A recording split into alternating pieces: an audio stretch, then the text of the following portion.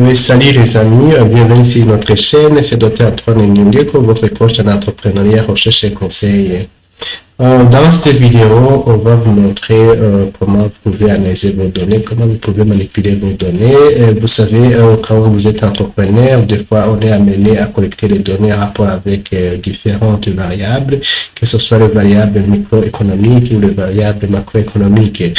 Vous avez besoin d'analyser la situation pour voir comment les choses évoluent, pour voir comment cela peut impacter votre marché ou votre secteur d'activité, par exemple. C'est pourquoi il est intéressant, quand vous êtes entrepreneur, d'avoir des notions en rapport avec l'analyse des données. Et vous êtes amené, par exemple, d'évaluer si l'impact, les actions que vous menez ont un impact positif sur votre activité ou un impact négatif sur votre activité. Par exemple, si est-ce que l'augmentation, par exemple, des frais de publicité vont augmenter les ventes, et là vous voyez que vous êtes amené d'analyser la corrélation ou analyser la relation entre vos frais de publicité et vos ventes. Est-ce que si vous augmentez par exemple la rémunération de vos commerciaux, est-ce que les ventes vont augmenter? Ce sont ce genre de conclusions que vous avez besoin de tirer, mais tirer ces conclusions sur base des données statistiques. C'est pourquoi c'est vraiment impératif pour un entrepreneur d'avoir des notions en rapport avec l'analyse des données, parce que ça va de pair. Si par exemple vous voulez analyser le changement, vous êtes amené d'utiliser des tests statistiques pour confirmer si réellement le changement que vous observez est statistiquement significatif. C'est très important, c'est pourquoi nous avons d'ailleurs choisi de lier tout ce qui est lié en rapport avec l'entrepreneuriat et en rapport avec la recherche, spécialement avec l'analyse des données, parce que l'analyse des données vous permet en fait de tirer une conclusion sur base d'une information tirée de la réalité, tirée de l'observation, et vous pouvez même réaliser des prédictions sur base des conclusions de ces analyses que vous êtes en train de faire avec les données réelles, les données observées, les données issues des situations réelles. Alors, c'est parti, les amis. Alors, nous commençons par l'importation de nos données. Alors, vous savez, comme vous le savez, pour ceux qui ont suivi les précédentes vidéos, cette commande vous êtes habitué. En fait, cette commande-là nous permet d'avoir les données en tous les chiffres, au lieu que les données soient écrites en termes scientifiques avec les exposants. Alors ça nous permet d'avoir les données en tous les chiffres. Alors, nous commençons par l'importation de nos données. Ça, c'est une commande qui vous permet d'importer les données dans le logiciel R. Et ça, c'est cette commande-là que j'exécute. Et puis, nous allons voir si nos données telles que nous les avions en Excel ont été correctement importées dans le logiciel. Et ça me permet de voir les premières lignes. Je peux spécifier si je peux, par exemple, par défaut, on affiche 6 premières lignes, mais tu peux mettre 10 si tu veux. Donc, c'est à toi de définir. En fait, vous voyez qu'ici, c'est 10 lignes. Alors, ici, vous voyez que c'est country name, ça veut dire le nom des pays. Et puis, ça, c'est le GDP Growth, ça veut dire la croissance économique. Donc, vous savez, quand on est entrepreneur, la croissance économique, ça montre l'augmentation des revenus au niveau du pays. Donc, c'est un indicateur très important. Vous voyez ici, ça c'est import 2020. Normalement, les données sont les données réelles publiées par la Banque mondiale, réelles, en rapport avec les importations, parce que ça aussi, ça peut vous indiquer quand vous êtes entrepreneur, quand vous voulez par exemple, faire un produit pour réduire les importations. Donc, ça, c'est une donnée importante parce que vous pouvez voir le volume des importations dans tel biais. Donc, vous voyez que c'est très important. Et puis, ça, c'est les données à rapport avec les investissements directs étrangers, le FDI, Foreign Direct Investment. Ça, ce sont les investissements directs étrangers. Donc, toujours, ce sont des données que j'ai l'habitude d'utiliser. Et puis, ça, c'est les exportations. Donc, pour toujours 2020. Ça, c'est les force, ça veut dire la force de travail. Ça, c'est pour toujours 2020. Donc, ce sont des données qui ont été juste importées ou collectées dans le but de vous montrer comment vous pouvez alors manipuler vos données quand vous serez en train d'analyser une situation quelconque.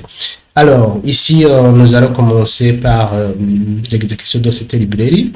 Et cette librairie nous permet en fait de pouvoir analyser automatiquement l'état des données manquantes, ce qu'on appelle en anglais missing data. Ici, donc, quand j'exécute ça, je voyais que euh, je peux voir directement les données manquantes. Par exemple, pour le cas des importations des biens et services, nous avons 57 pays qui n'avaient pas présenté ces données, ce qui représente 21%. Et puis, pour les exportations, vous voyez, nous avons 57 pays aussi qui n'avaient pas produit cette information, ce qui représente aussi 21%. Et pour les BAFOS, la force de travail, donc les gens qui travaillent dans les pays, nous avons 31 pays qui n'avaient pas présenté cette information, ce qui représente en termes de pourcentage 12%. Et pour la croissance économique de 2020, nous avons 22 pays qui n'avaient pas présenté cette information ou cette donnée, ce qui représente en fait 8%.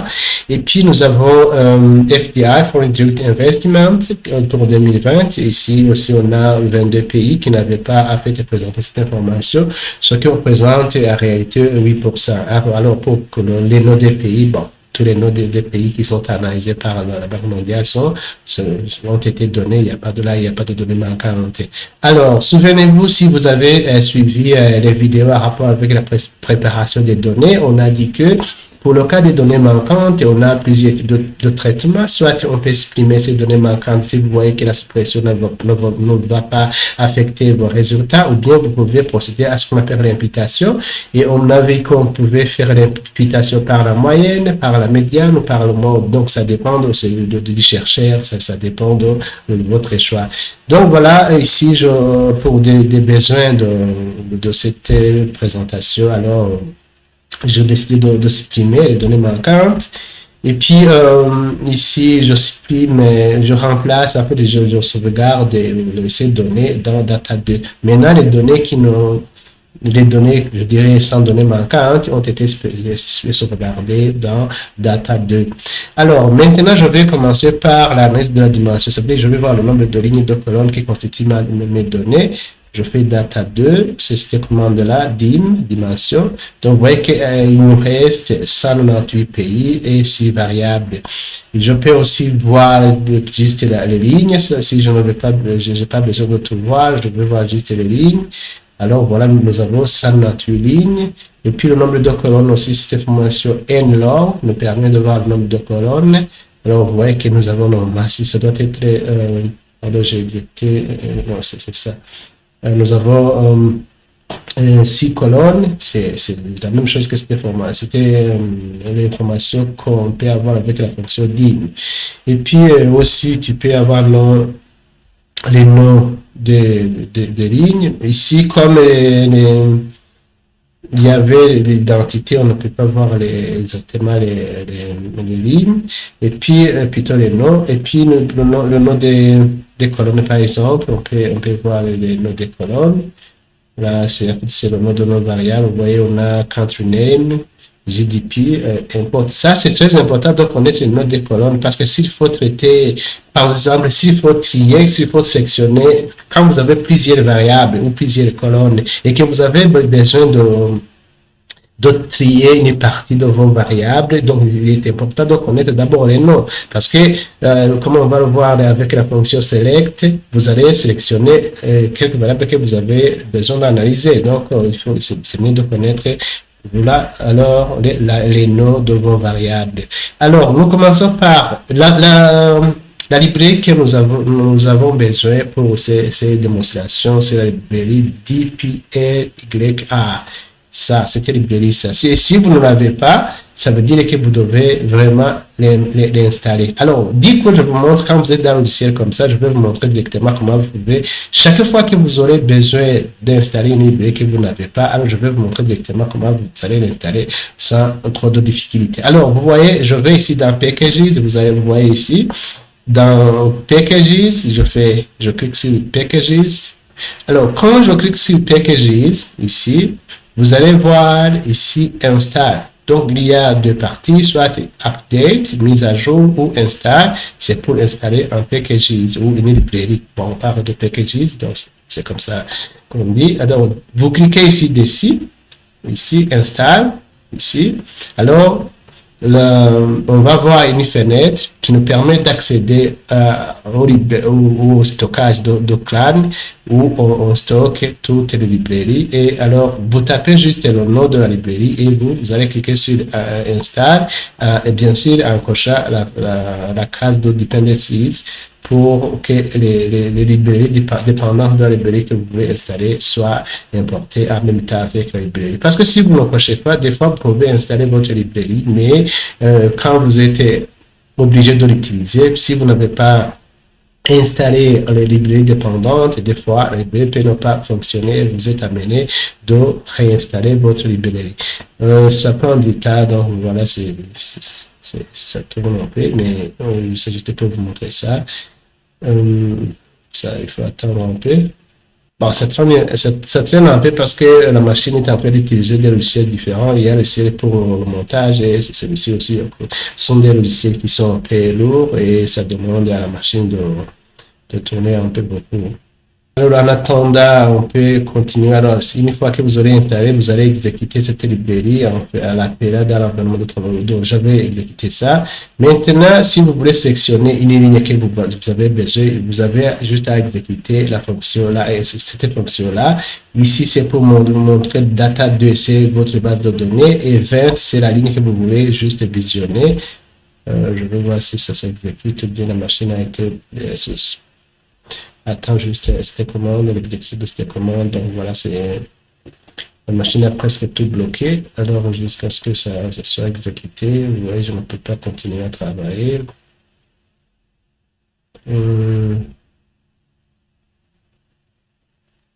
Donc apparemment on n'a pas de choix. Je peux même pas stocker. C'est pas possible de stopper ça, sinon j'allais stopper pour continuer.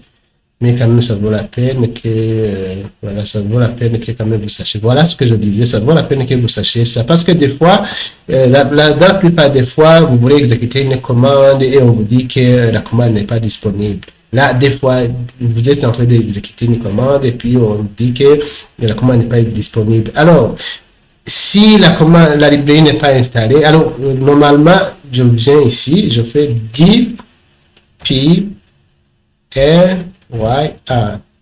Normalement, quand je fais comme ça, alors, vous voyez ce que je dis, install dependencies.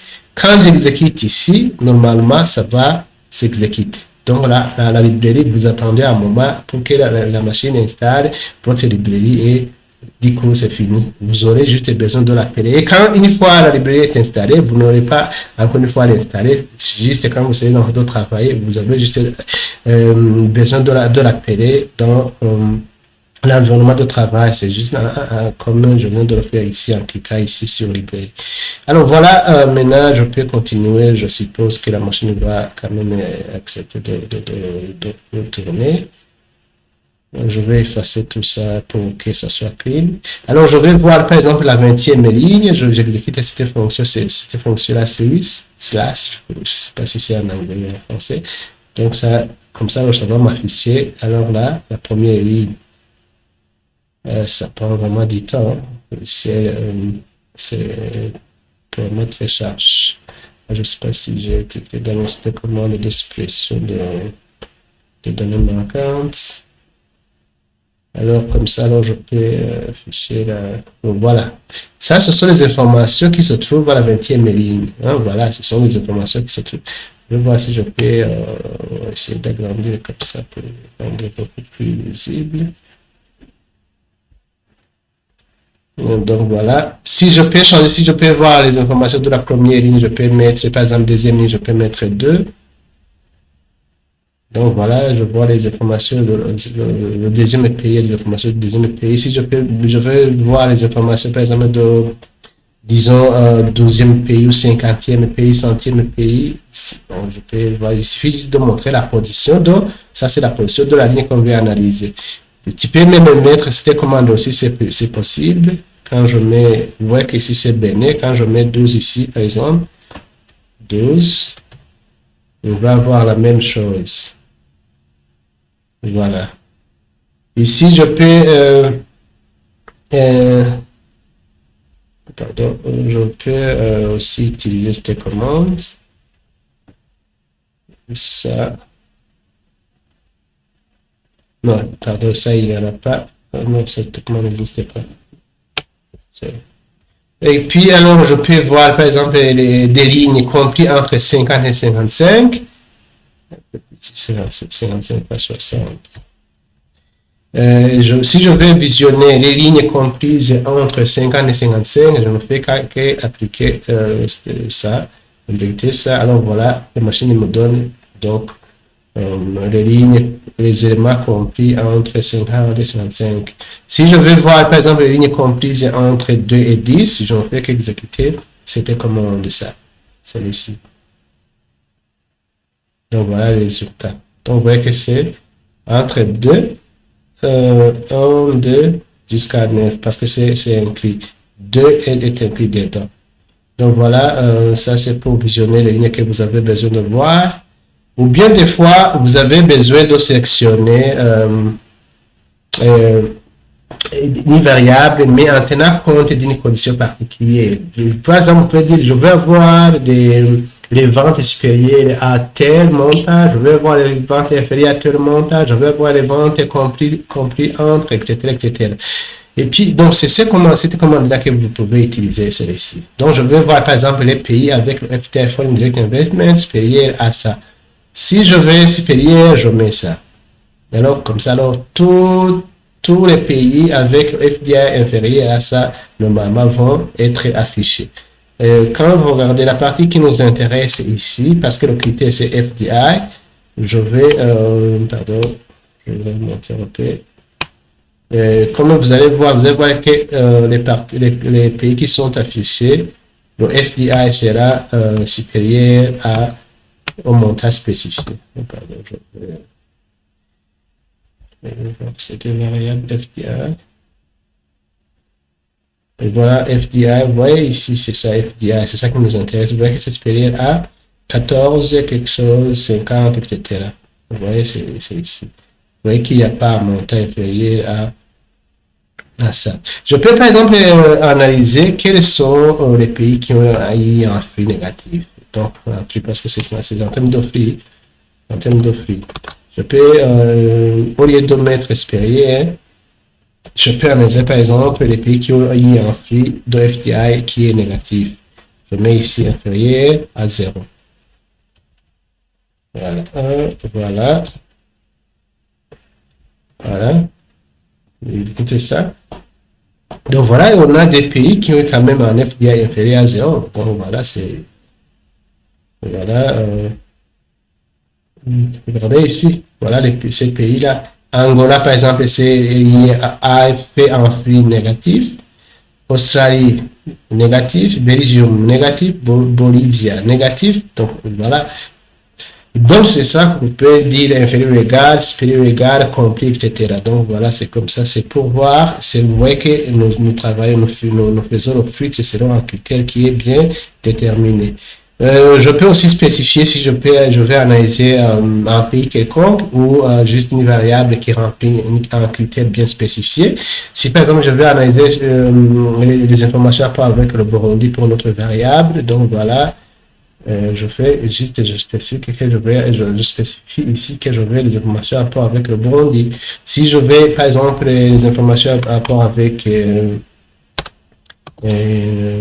donc c'est vous pouvez mettre le client que vous avez besoin. Si vous avez le nom des clients, parce que nous sommes dans l'entrepreneuriat, vous pouvez spécifier le client, vous pouvez spécifier la région, vous pouvez spécifier tout ce que vous voulez analyser. Mais ici, c'est juste vous montrer comment vous pouvez alors spécifier ça. Donc, voilà, je peux mettre par exemple le Rwanda. Si je veux des informations avec le Rwanda, par exemple. Donc, ici, voilà, nous avons les informations sur le Burundi. La croissance économique du Burundi, c'est 2,29. Ça, c'était en 2020. La croissance économique du Rwanda, c'était moins 3. Et puis, pour disons, le FDI, quand vous regardez le FDI du Burundi, c'était 1, 2, 3, 6 057 90. Ça en termes de dollars, mais pour le Rwanda, vous avez 2, 3 milliards 649 millions 281 820 28. Donc, vous voyez que ce sont des pays proches, mais dans pardon, c'est ici. 1, 2, 3.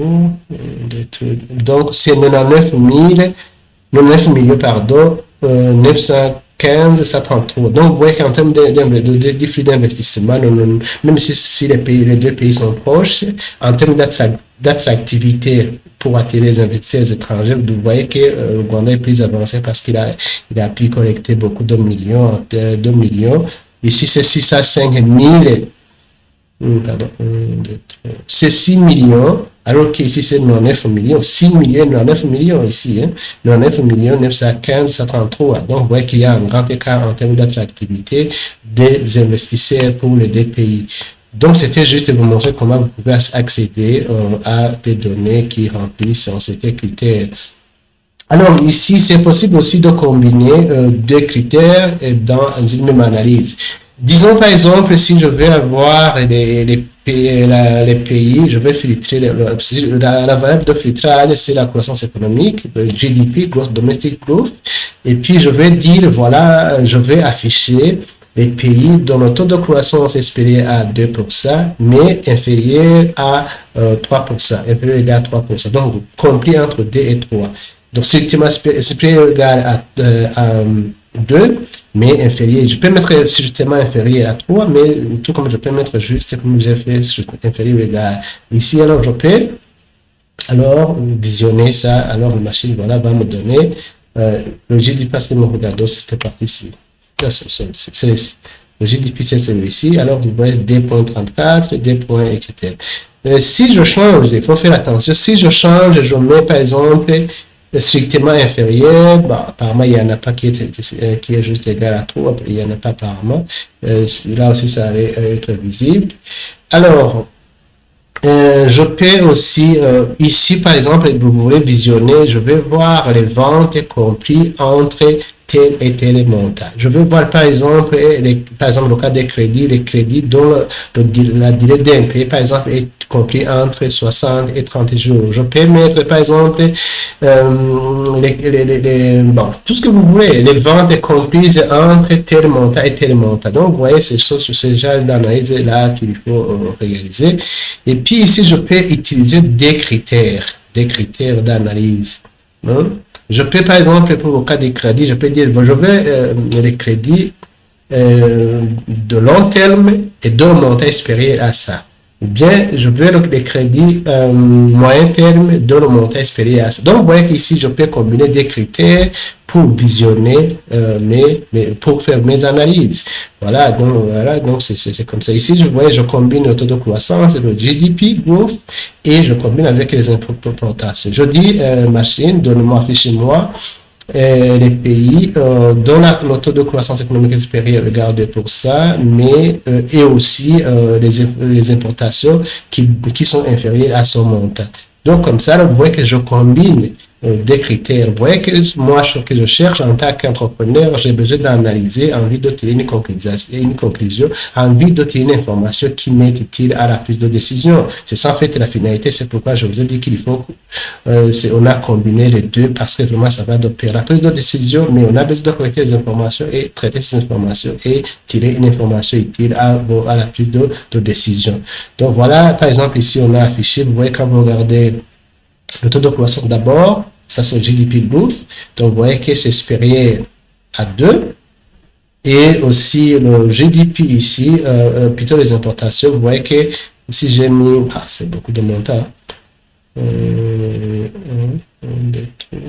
en termes de milliards, regardons les importations, vous voyez qu'ici c'est 17, 36, 106,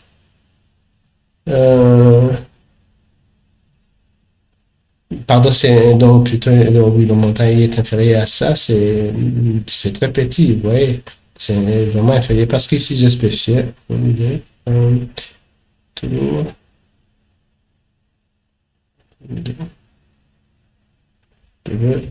montant que j'ai mis ici, mais ça risque d'être chambardé, parce que l'espace là n'est pas... Donc, vous voyez, quand vous regardez, c'est 16 milliards 998 millions 681 213, 16 milliards, en termes de milliards. Je vais annuler cet espace parce que nous sommes en programmation. Quand je mets un espace, la machine ne va pas connaître la valeur. Donc, vous voyez, c'est 16 milliards. Quand vous regardez ici, c'est... ici, ici, vous voyez, ça, c'est 675 000. Et puis... non, ainsi de suite, voilà. Mais vous voyez qu'il est important ici, c'est de voir comment tu peux combiner des critères de deux variables différentes. Quand je dis variables, ce sont des paramètres que vous voulez, vous êtes en train d'analyser. Ici, par exemple, j'ai spécifié de montrer en tenant compte de croissance et de FDI aussi. Donc voilà, c'est toujours possible de combiner deux critères.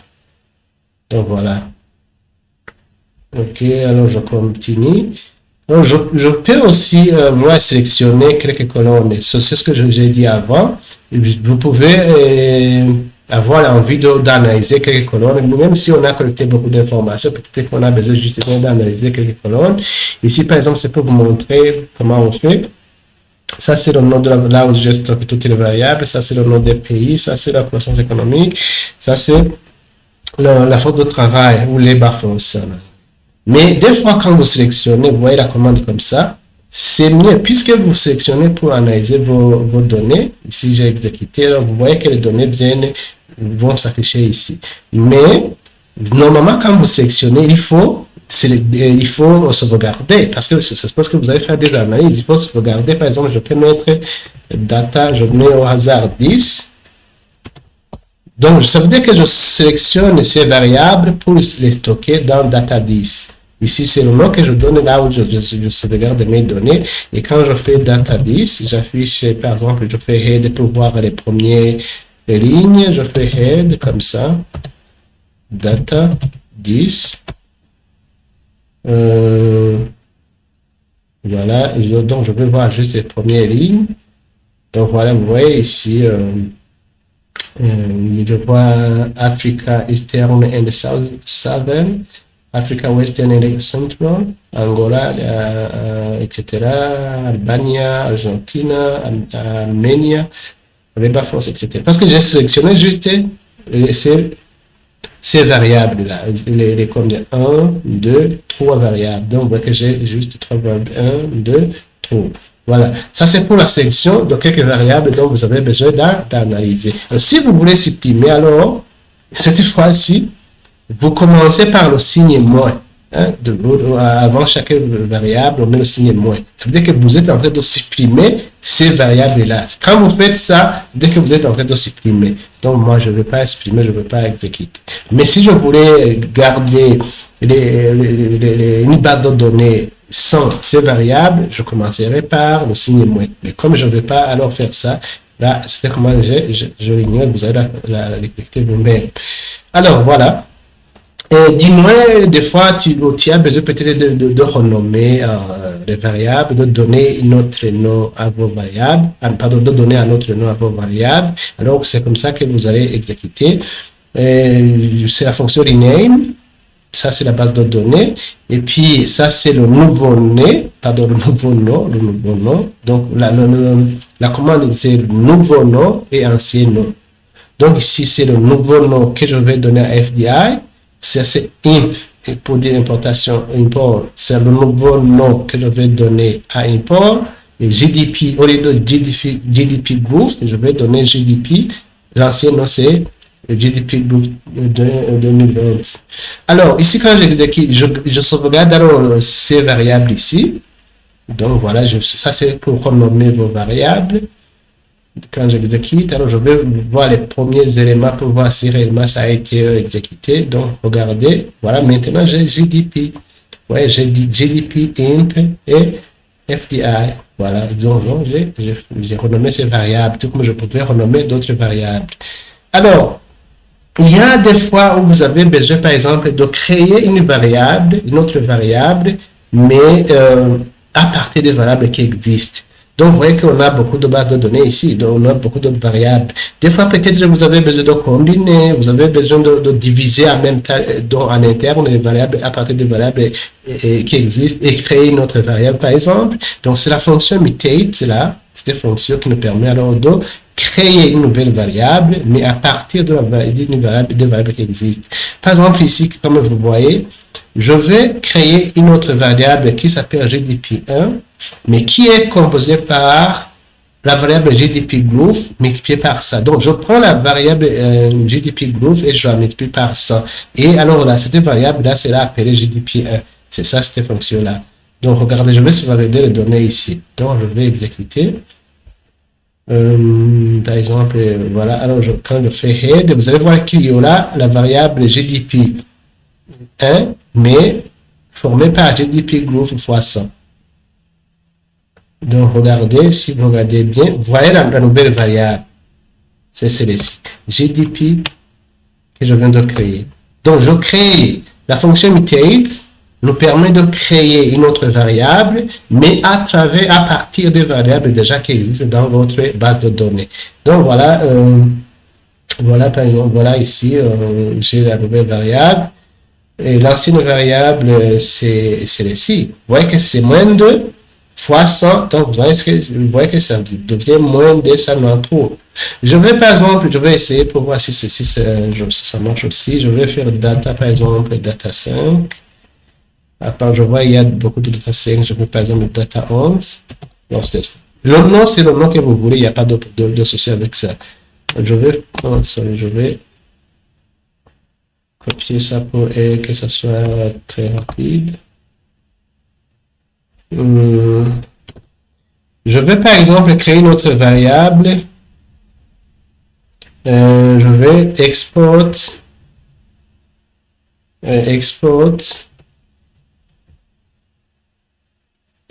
import, où je fais le rapport entre export. Je vais prendre, regardez, c'est vraiment intéressant de bien prendre le vrai nom. Je vais prendre export, celui-ci, et je vais diviser par import. Je vais voir le rapport entre les exportations et les importations. Qu'est-ce qui domine? Je divise par import. Ça. Le rapport pour voir. Je vais voir si c'est possible. Apparemment, ça a été fait. Oui. Ça, c'est la fonction mutate. Je vais créer une autre variable en interne. Head. Je vais afficher les premiers éléments head. Data 11. Alors, je vais afficher les premières lignes. Donc, voilà une nouvelle variable qui a été créée. Voilà, en termes de rapport, vous voyez que quand je fais le rapport entre les exportations et les importations, voilà, le résultat, c'est 0.9. Normalement, si les importations étaient égales aux exportations, normalement, on devrait avoir 1.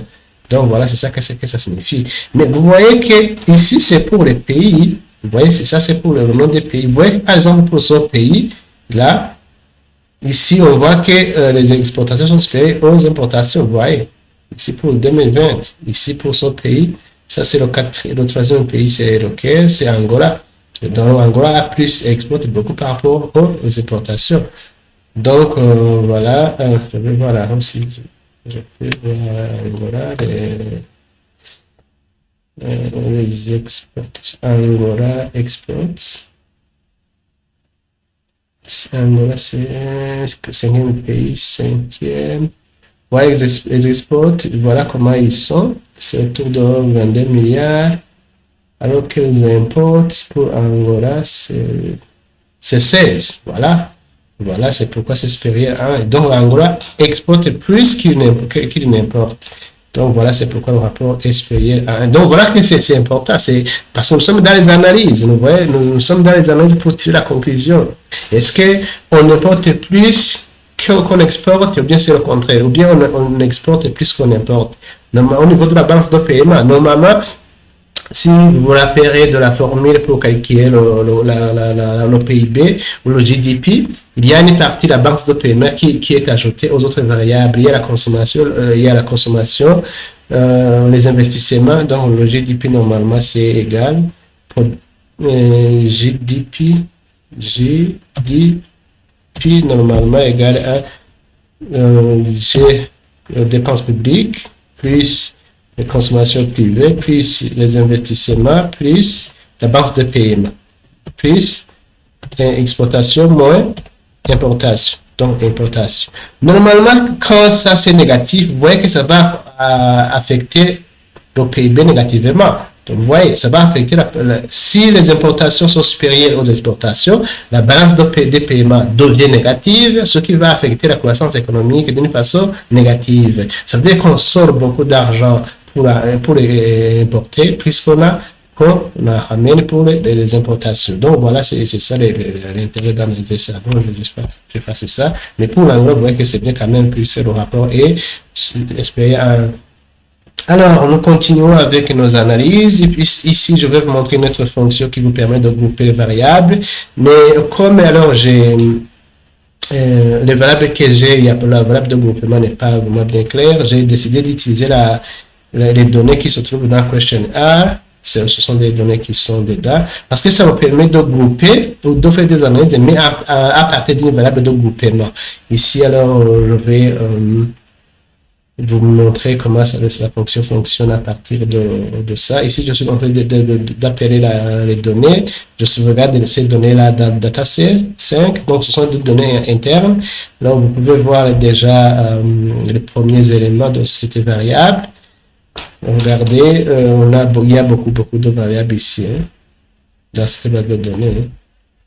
Donc, vous voyez ici, il y a homme, il y a niveau d'études, je pense que c'est le niveau d'études, il y a le poids, il y a équipe, il y a quali. Donc, ça, c'est une variable. Ça, il y a ça, il y a âge, il y a poids. Ici, vous voyez qu'il y a beaucoup équipe, il y a quali. Donc, ce sont les noms des variables qui sont dans la machine.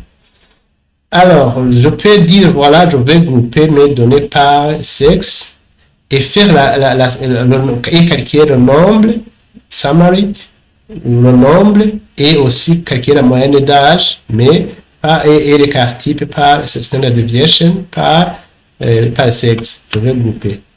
Donc, c'est ça la fonction groupée que je voulais vous montrer. Donc, voilà, sexe. Vous voyez que j'ai homme, femme. Count, donc compter, count la fonction count, ça, nombre, compter le nombre. C'est ça. Count, homme égale 8,599, femme égale 1101. Et puis la moyenne de l'âge, c'est 48,2 pour les hommes et 48,2 pour les femmes. Et l'écart type pour les hommes, c'est 16,8 et 17,1 pour les femmes. Donc voilà, donc ici par exemple, si pour les tests, il faut comparer, tests de comparaison de moyenne, vous voyez que, par exemple, les deux moyennes sont égales. Mais on pouvait faire ça, on va voir ça dans les autres tests statistiques quand on va faire les autres tests comme les comparaisons de moyenne, en cas de deux moyennes, plusieurs moyennes, etc., les deux variances, etc. On va voir ça. Et puis ici, je vais juste, ça c'est comme c'est une autre commande où on utilise la fonction group by sex. Voilà aussi, ça, je ne sais pas si ça marche. Pour moi, ça n'a pas marché. On va effacer cette commande parce que l'important c'était de vous montrer comment on peut grouper. Ici, je vais arranger les âges par ordre décroissant, mais un groupe par sexe.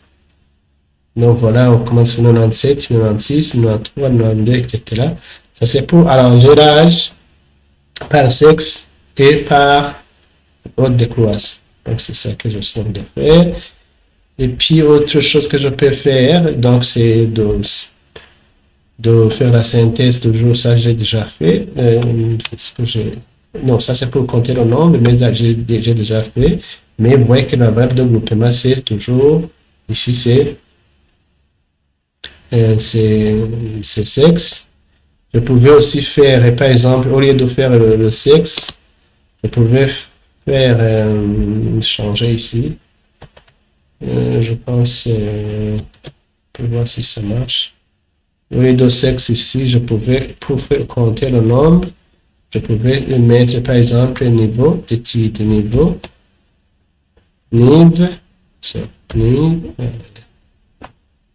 titre. Oh, c'est juste pour voir. le nom. Je vais voir si ça marche.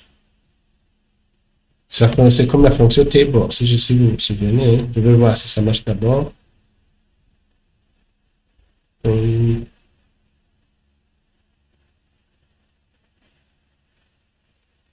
La machine travaille beaucoup, c'est parce que j'utilise des logiciels qui demandent une grande capacité.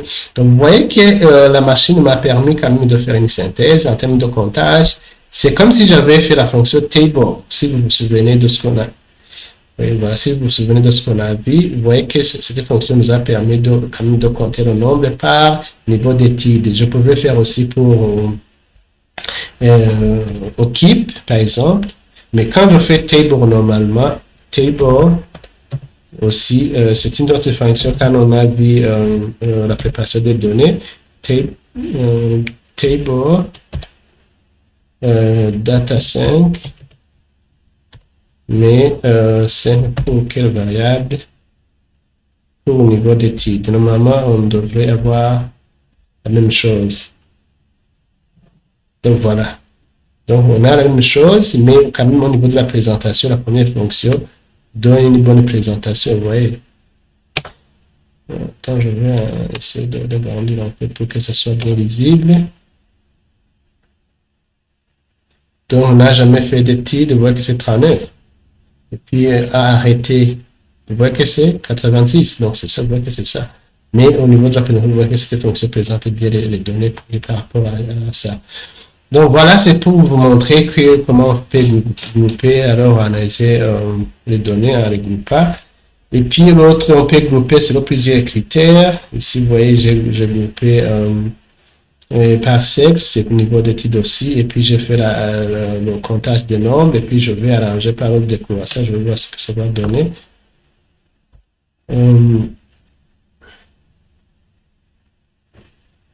Donc voilà, la machine a fait, a donné le nombre, etc. Tout a été fait, c'est correct. Mais au niveau de arrange, vous voyez que arrange descend, cette fonction-là descend, arranger par ordre de décroissance, cette fonction-là descend. Vous voyez que ça commence par 247, 243, 216, etc. Et puis, autre chose, ça c'est toujours d'autres commandes pour vous montrer justement comment ça fonctionne. Donc voilà, ici toujours par de croissant. Non, c'est pas ça. Parce que j'ai pas utilisé la fonction arrange pas descendre, donc il n'y a pas de croissance ici. Alors, autre chose qu'on peut faire, on peut tirer juste un échantillon, soit un nombre d'une façon aléatoire, ou bien on peut tirer juste un échantillon quand on dit tirez-moi 20% des éléments, 30%, 40%, 50% dans votre base de données, ou bien on peut tirer donnez-moi 50 éléments tirés d'une façon aléatoire. Donc voilà les commandes qu'on peut utiliser. Si par exemple je veux tirer un échantillon aléatoire de 10%, alors j'écris cette commande échantillon. Là je retourne dans ma base de données originale, échantillon, fraction. Donc c'est sample fraction. Donc ça c'est la base de données, ça c'est le nombre le pourcentage que je veux. Alors j'exécute. Alors normalement, donc j'ai sélectionné, j'ai sauvegardé le résultat ici. Hein. C'est ça. Donc, voilà. Ça veut dire que c'est 10% des pays analysés, des données. Ça, ici, pour cette commande sample number, ça c'est N, pour dire peut-être nombre, je tire au hasard 10 éléments. Je tire 10 hasard 10 éléments. Donc, ça, voilà. Ça c'est au hasard, j'aurai 10. Donc, je vais voir ici. Donc, ça veut dire que je peux tirer soit un échantillon en termes de pourcentage, ou je peux tirer des éléments d'une façon aléatoire. Donc, voilà. Regardez, vous voyez, on a 10, exactement 10. Parce que j'ai dit 10. C'était comment j'ai dit nombre. Alors, si vous voulez supprimer, par exemple, des doublons dans votre base de données, regardez ici d'abord. Bon, ici, je ne sais pas s'il y en a. Donc, nous avons dimension 198,6 et 6 variables. Si alors vous voulez supprimer des doublons dans votre base de données, voilà la fonction qui peut être utilisée distinct dans country name, group et keep all. Ça, c'est notre fonction. Alors, dans ce cas, je supprime les doublons.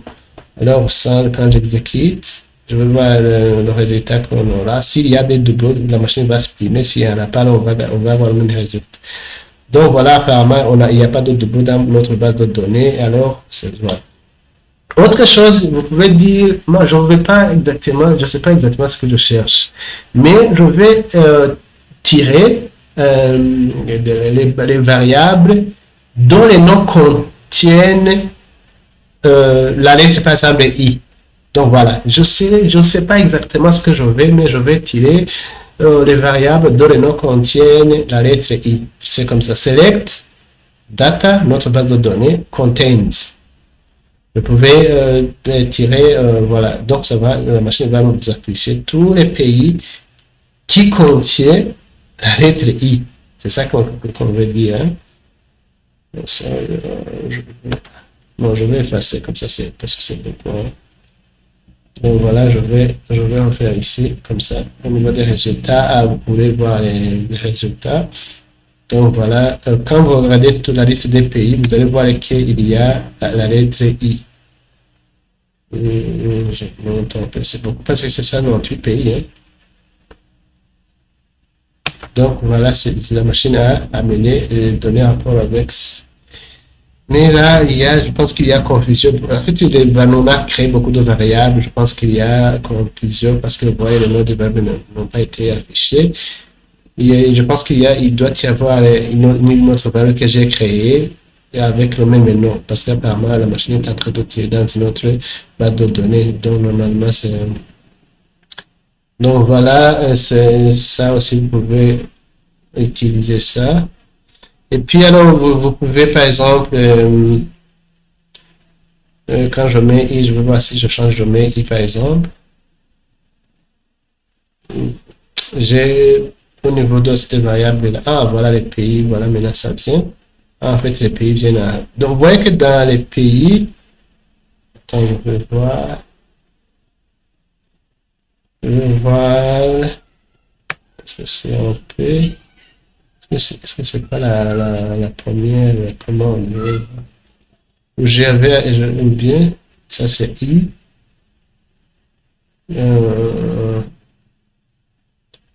Je vérifie un peu ici la commande. Non. Pourquoi je ne sais pas pourquoi dans la première commande les pays n'ont pas été affichés. Et aussi, je vois apparemment il y a une erreur, ça ne fonctionne pas bien parce que normalement, j'ai dit que select variables where we have this letter, this one, contain this one. Mais apparemment, il y a des pays qui ont été affichés sans lettre. Je ne sais pas si c'est la confusion de la machine. Je vais encore une fois effacer, je vais encore une fois refaire. Contains U. Et par moi, ça ne marche pas bien parce que je vois, par exemple, ici, Slovenia, il n'y a pas U. Donc, ça ne marche pas bien. Donc, ça, on peut même exprimer ou laisser, bon, ou tenter ou vérifier.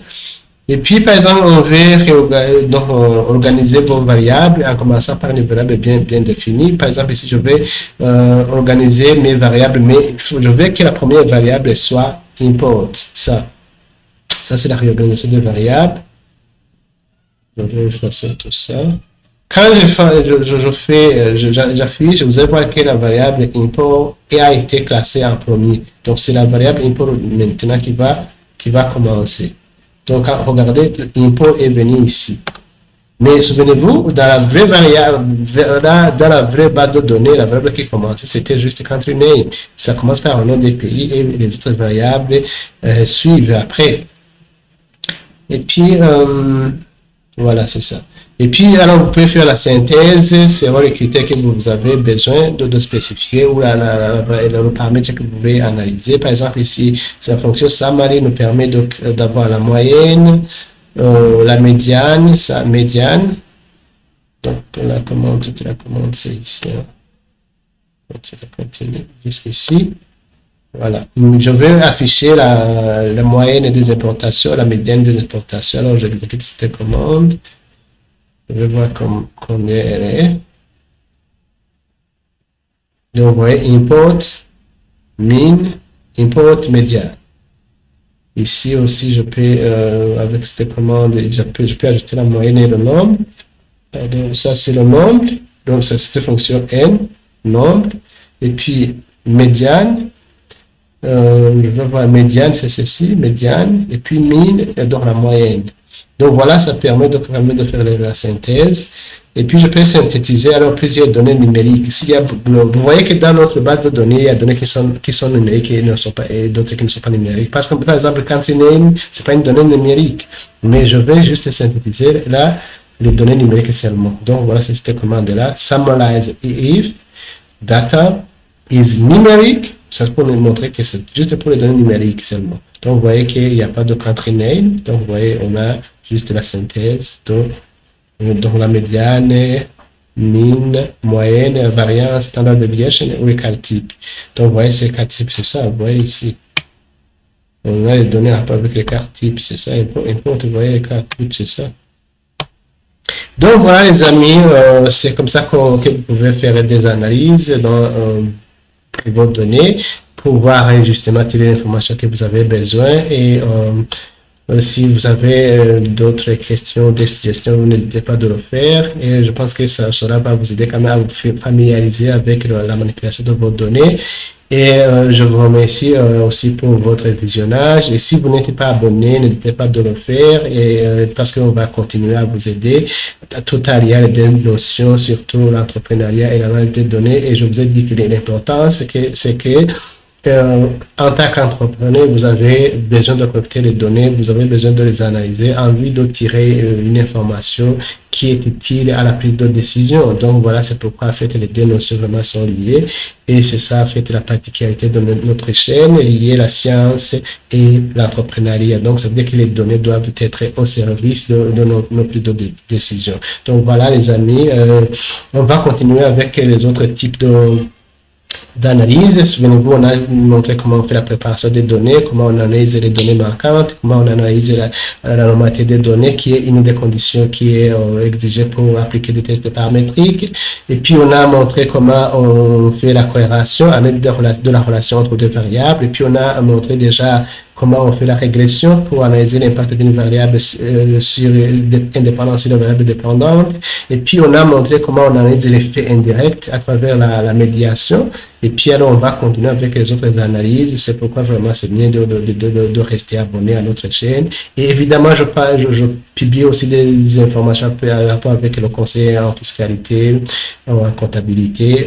Mais vous regardez ce qui vous intéresse. Mais aussi, ces informations-là sont liées à l'entrepreneuriat, parce que l'entrepreneuriat a besoin de connaître la comptabilité, l'entrepreneur a besoin aussi de connaître la fiscalité, parce qu'il doit payer les impôts, que ce soit les impôts pour la rémunération, que ce soit les impôts sur le revenu, le revenu de société, ce qu'on appelle impôt sur les résultats des sociétés. Donc, vous voyez, ce sont des éléments qui forment un tout, qui ont un peu de rencontre, si je peux dire, à l'entrepreneuriat.